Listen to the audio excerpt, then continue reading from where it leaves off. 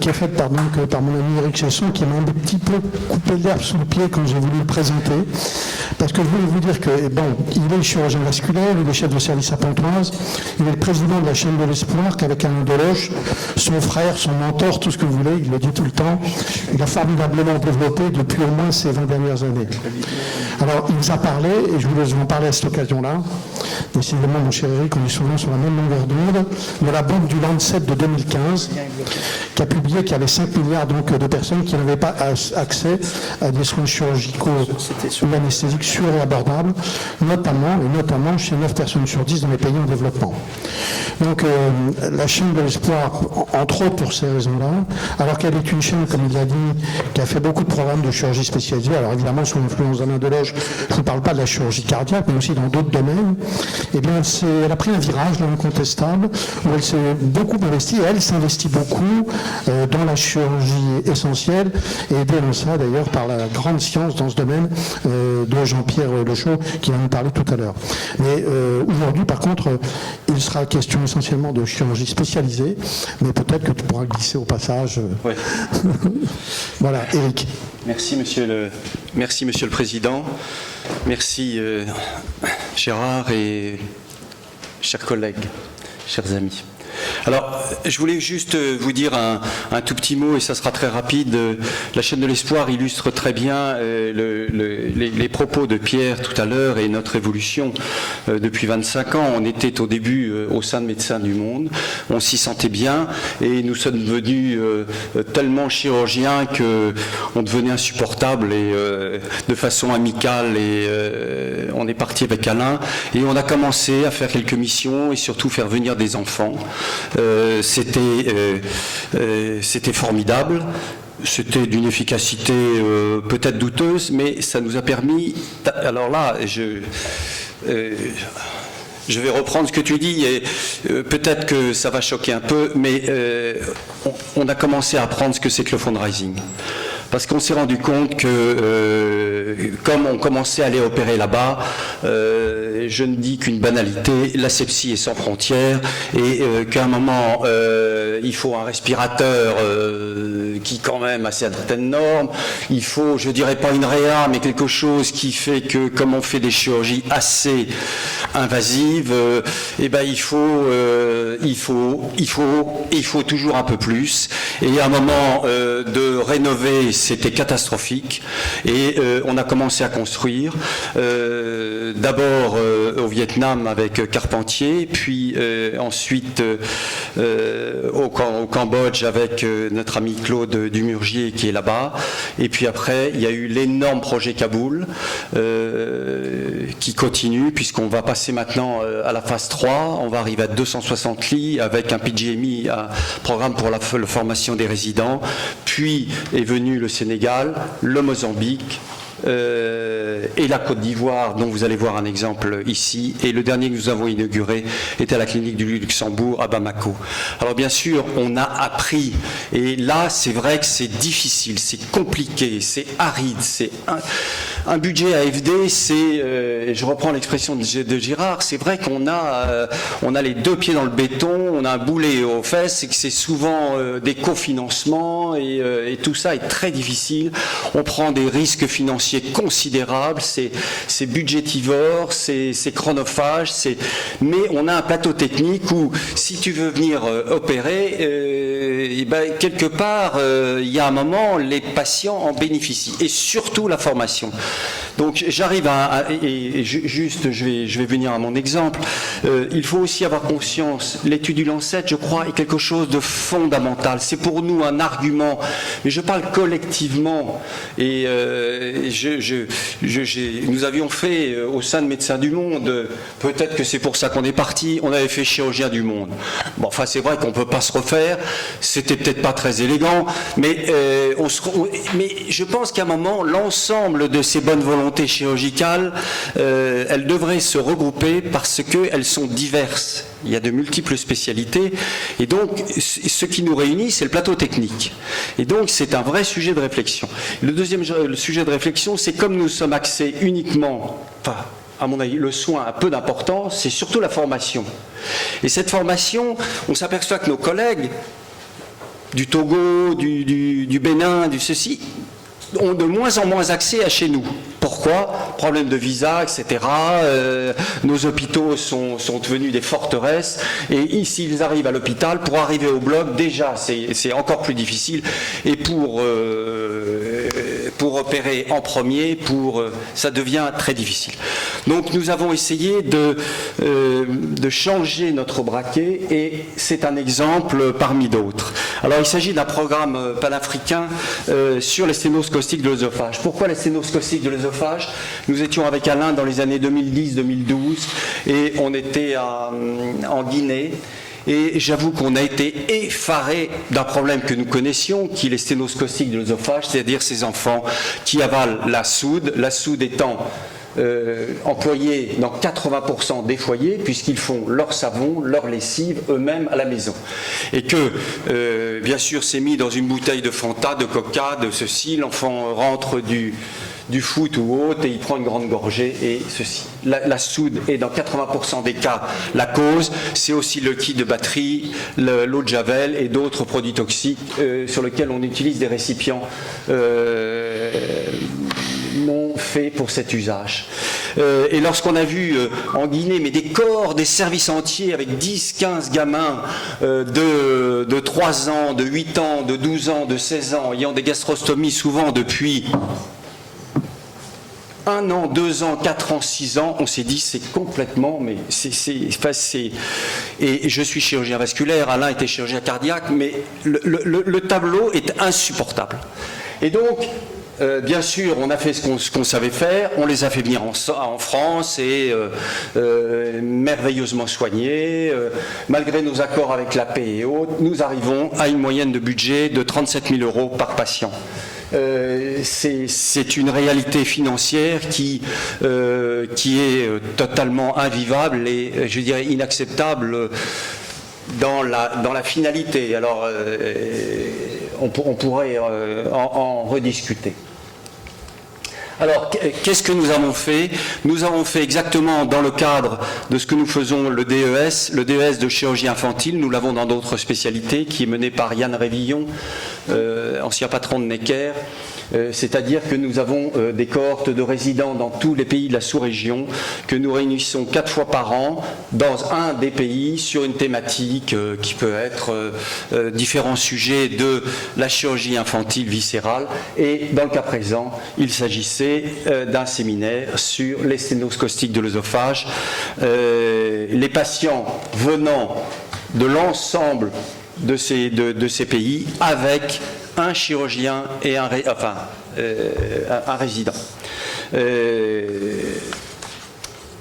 Alors, bien sûr, tout ceci demande une certaine logistique, des finances également, pour accueillir bien sûr ces patients, ces interventions, et vous le savez, ce sont des interventions très lourdes. L'œsocoloplastie rétrosternale est une intervention lourde, longue, et demandant un plateau technique minimal et une réanimation correcte. Donc nous avons bien sûr gonflé les équipes, vous les voyez, avec toujours sur les premières missions en général, on a en plus 2 infirmières en réa. Où est-ce que nous avons mené ça? C'est au centre de Magerville que nous avons élaboré et construit en collaboration avec la Fondation pour l'Afrique de Madame Ouattara, qui est un plateau technique absolument extraordinaire, qui peut servir de référence pour toutes les spécialités, et je me tourne également vers les différentes autres spécialités, plastiques, orthopédiques et autres. On opère comme à Paris, je veux dire comme à Paris ou ailleurs. Alors ici, normalement, il y a un très beau film, ça passe pas? Bon, alors je suis désolé pour Yann Révillon et Christophe Chardot de Necker. C'est un film magnifique sur comment se passe l'ensemble de cette mission, la technique qui est donc le remplacement de l'œsophagectomie. Bien sûr, on ne le laisse pas en place pour éviter la cancérisation future. Œsocoloplastie rétrosternale et en général, les premières interventions sont faites par l'équipe de Necker, puis au fur et à mesure, on opère à peu près entre 10 et 15 œsocoloplasties par mission. Et bien entendu, il y a également un endoscopiste interventionnel qui est en général, excusez-moi, j'ai oublié son nom, et là c'est pas bien, de Robert Debré, qui forme également nos collègues. Il y a une retransmission dans l'amphi pour pouvoir participer, pour que l'ensemble des équipes puissent aller autour de rôle en salle et ensuite dans l'amphi. Ceci se fait bien entendu complètement en accord avec les autorités des différents pays et surtout les doyens, afin qu'il puisse y avoir un diplôme, je dirais, validant. Et je cherche désespérément, j'ai rencontré à plusieurs reprises avec Alain, le doyen de Paris-Descartes, il faut que nous ayons des diplômes qui soient tamponnés par des universités françaises. Ça paraît évident, mais c'est extrêmement difficile, et je me retourne vers toi, c'est encore la complexification des process, et nos collègues africains demandent bien entendu la validation de ces diplômes. Alors, Yann Révillon dit toujours que opérer un patient, c'est gérer un échec, c'est-à-dire que nous avons géré l'échec de la prévention. Nous avons un gros programme de sensibilisation avec la Croix-Rouge en Côte d'Ivoire, la Fondation Terre des Hommes, dans les autres pays également, avec un financement AFD que j'espère que nous allons obtenir de 800 000 € pérennes sur 3 ans, pour rentrer sans la sensibilisation par la télévision, par les spots, par la médecine scolaire et bien entendu par les industriels. Je dirais, il est absolument honteux qu'on vende du desktop avec des bouchons bloquants en France ou je dirais en Europe, et qu'on n'ait pas les mêmes contenants dans ces pays. Et je vous assure que c'est un vrai problème de santé publique. Il est très difficile d'avoir des chiffres puisque les statistiques sont difficilement difficiles à obtenir. Alors, quel est le futur? Le futur, c'est 3 missions cette année. La prochaine va de nouveau se passer en Côte d'Ivoire. Nous opérons également à Lomé, dans un bloc et une réa que nous avons entièrement refait. Peut-être certains d'entre vous l'ont vu. Et également à l'hôpital du Mali, où nous sommes très présents. Je vous ai dit à peu près 35 000 € par mission. Ça peut sembler très cher, mais on opère 15 enfants, on paye les billets d'avion de l'ensemble des chirurgiens venant de tous les pays, leur logement, leur ceci. C'est une infrastructure assez lourde. Et si nous pouvions avoir le tampon d'une autorité, je dirais d'une autorité universitaire et autres, c'est fondamental pour nos collègues, ils le réclament à juste titre, et je crois que l'école de chirurgie française, sur un exemple comme ça, mais ils sont très nombreux, je dirais qu'on se place en orthopédie, en chirurgie plastique et autres, c'est uniquement un cas clinique, cette présentation. Alors, multiples rencontres institutionnelles pour coordonner et amplifier l'action, c'est ce que Jacques tu disais tout à l'heure, il y a une personne full-time uniquement pour monter le dossier AFD. Un dossier AFD, si vous n'avez pas un break, vous pouvez pas accéder. C'est un dossier absolument d'une complexité effrayante, avec un rendu, avec un suivi, avec les répercussions sociales, sociétales et même le bilan carbone. Vous voyez, c'est extrêmement difficile d'accéder à ces fonds. Et pour accéder à ces fonds, il faut avoir des gens qui connaissent la musique. Alors, les perspectives, vous doutez, c'est de continuer, et surtout, pour moi, le succès, par exemple, c'est aujourd'hui, à Kaboul, nos amis, le docteur Najibullah Bina a fait 3 CEC sans nous. Et c'est pour nous, c'est ça le succès. Et je termine par poursuivre la recherche active de financement. C'est extrêmement difficile, mais je vous assure, c'est un vrai métier. Et je veux dire, aucun de nous, on peut faire un plaidoyer, mais derrière, il faut que ça, il faut assurer, il faut que ça carbure derrière. Merci infiniment.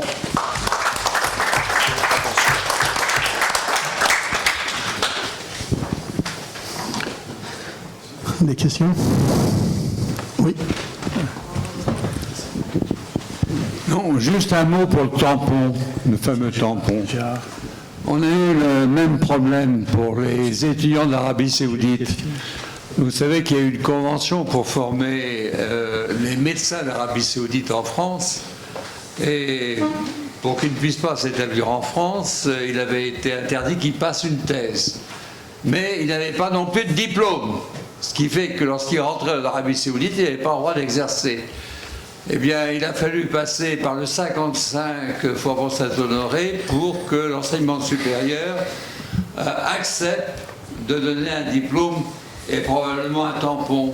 Peut-être que vous pourriez voir de ce côté-là. Mais je pense que vous avez totalement raison. Nous avons été au plus haut niveau et votre adresse m'est très sensible. On en avait discuté ensemble un moment.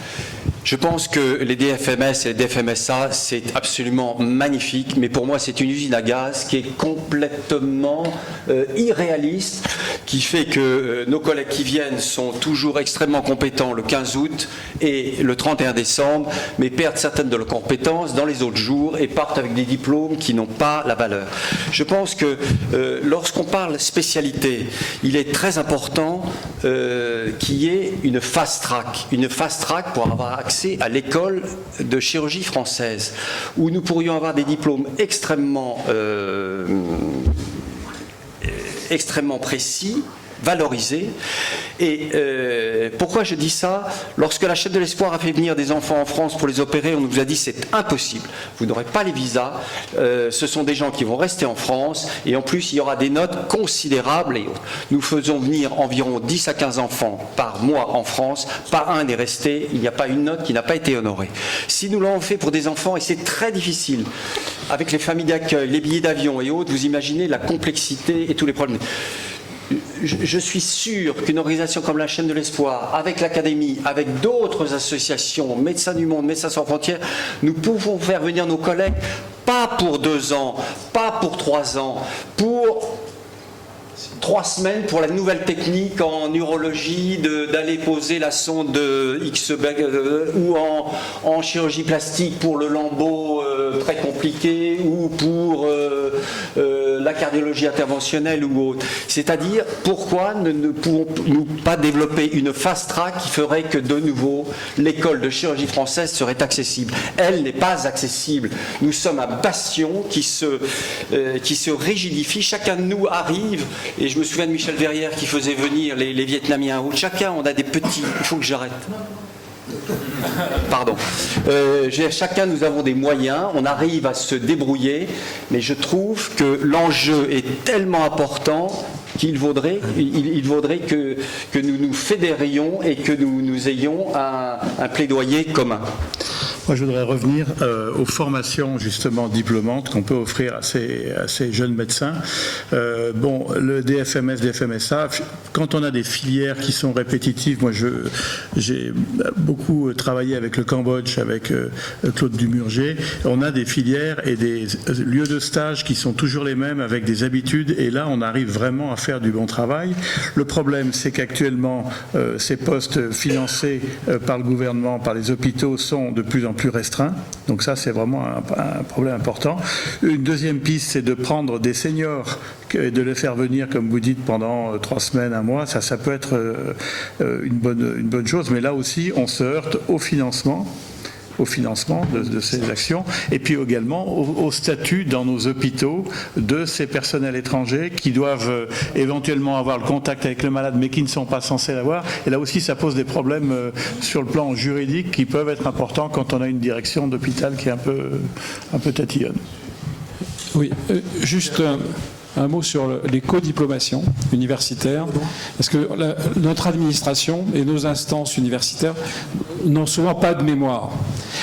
On a bénéficié avec l'Université numérique des sciences de la santé en 2008 d'un fonds de solidarité prioritaire financé par le ministère des Affaires étrangères et par le ministère de l'Enseignement supérieur pour créer des co-diplômes d'université, des co-masters qui sont à la fois validants, qui étaient validants pour le pays concerné, le Sénégal, le Mali, etc., mais en association avec des établissements universitaires français. Et ceci a été parfaitement, ça a été organisé, écrit, il y a les modalités précises pour aboutir à ces DIU internationaux, pour qu'ils puissent être véritablement un outil essentiel pour la propagation des formations à la française avec nos établissements universitaires français. Ben, ça existe, on peut peut-être retravailler ensemble, parce que ça a été validé par l'administration. Donc il n'y a pas de raison que ensuite les doyens ou les présidents d'université disent non, ça ne peut pas marcher. Ça a été même financé par le plan d'investissement d'avenir pour faire ce genre de travail. Mais je termine. Je pense qu'il faudrait retirer le problème du financement. Je pense que les financements des associations telles que la chaîne, je vous assure qu'on trouvera le financement. Ça, je vous le trouverai sans aucun problème. Mais que ça aboutisse derrière, qu'on ait cette fast track et autres. Je vous assure que quand vous faites, vous construisez des hôpitaux et autres, vous avez accès à des budgets et vous pouvez parfaitement prendre un pourcentage sur la formation. Mais une fois même vous avez ce budget, avoir l'accessibilité devient extrêmement difficile. Oui, non, la seule chose que je voulais dire, c'est qu'il faut qu'on envisage un mouvement plus large, parce que l'Académie de médecine se préoccupe de ça aussi. Mais je dois dire qu'elle a souvent recours à l'Université de Lyon. Par exemple, on vient de faire un beau travail avec le Mexique.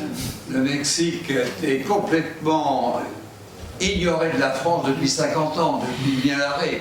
Et on a reconstitué un deal avec le Mexique, et ça a été dû beaucoup grâce à l'Université de Lyon, l'Académie servant intermédiaire, où il y a maintenant des Mexicains qui sont formés en transplantation hépatique.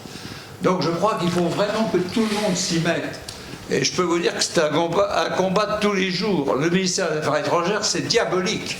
Parce qu'eux, ils pensent que SIDA, ils pensent qu'au Fonds mondial, il va y avoir une réunion à Lyon. Vous le savez, je crois que c'est bientôt, sur le Fonds mondial, sur les 450 millions, il n'est pas possible de redonner ce financement pour des relations bilatérales. Et je pense que si on se met tous ensemble, peut-être qu'un jour on y arrivera. Ça, je crois que c'était quelque chose de très important, mais il faut que tout le monde on se batte de tous côtés, parce que c'est un vrai problème. Donc une petite synthèse en 3 mots. Pour être plus fort, unissons-nous entre ONG du Nord, mais bien entendu en partenariat interuniversitaire entre le Nord et le Sud, avec bien entendu, pour que ces formations soient diplômantes, pour que les gens soient formés, des évaluations de programmes, des évaluations des résultats, des évaluations de programmes. Je pense que c'est faisable et je suis complètement d'accord sur la ligne d'Éric, à savoir que les financements, après, viendront.